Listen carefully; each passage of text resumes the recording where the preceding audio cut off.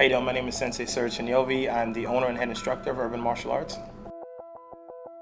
I'm Carmen Sinyovi, and I'm the general manager and co-owner of Urban Martial Arts. Urban Martial Arts is a martial arts school that's based in Ditmas Park, and we've been open for about 2.5 years.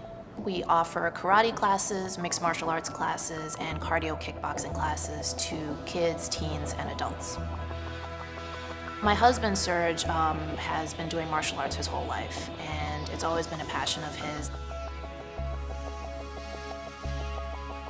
Before I opened the school, I was working in corporate America for about 10 years. We got to a certain point in our lives where we really thought that we wanted to do something different. Once I started my own business, I can see the connection with people. I didn't see any kind of connection working in corporate America.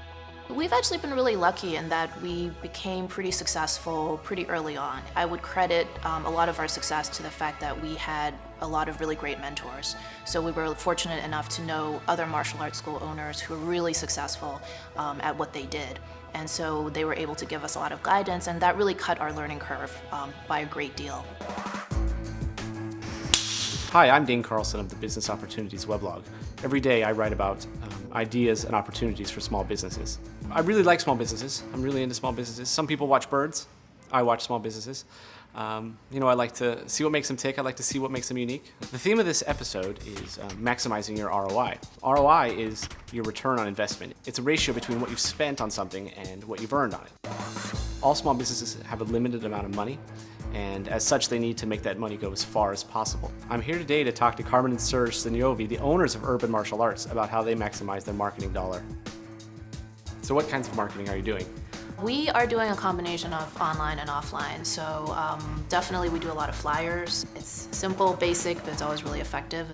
In the last 6 months, we've been really investing more in online marketing, so we just recently redid our website, we've set up our Facebook, Twitter accounts.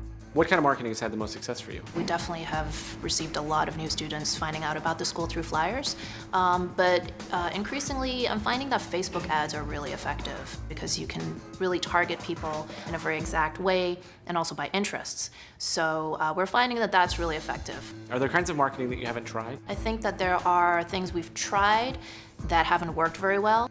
And I think a lot of it has to do with a learning curve for us, sort of figuring out what's the best way to adapt to it. I think for us it's really more about learning. So how are you determining whether or not something's working? We started with more of a shotgun approach and then have been narrowing it down from there. I don't think that I would completely abandon anything. I think that very often just because something doesn't work doesn't necessarily mean that it's not good for your business. It could just mean that you didn't apply it in the right way. So I think that there's still room for growth. And finally, would you say that we need to focus our energies on the marketing efforts that are making the greatest return? Yeah, absolutely. I think when you're a small business especially, every dollar has to count. All small businesses have a limited amount of time and money. They need to maximize the way they use those by choosing the marketing method that has the greatest return, the greatest ROI.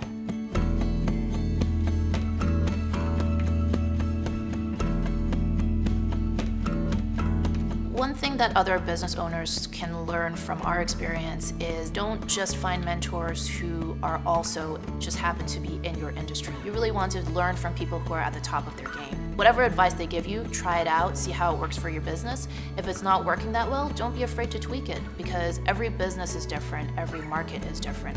So you really need to adapt common practices in your industry to your specific business. The cookie cutter approach doesn't always work.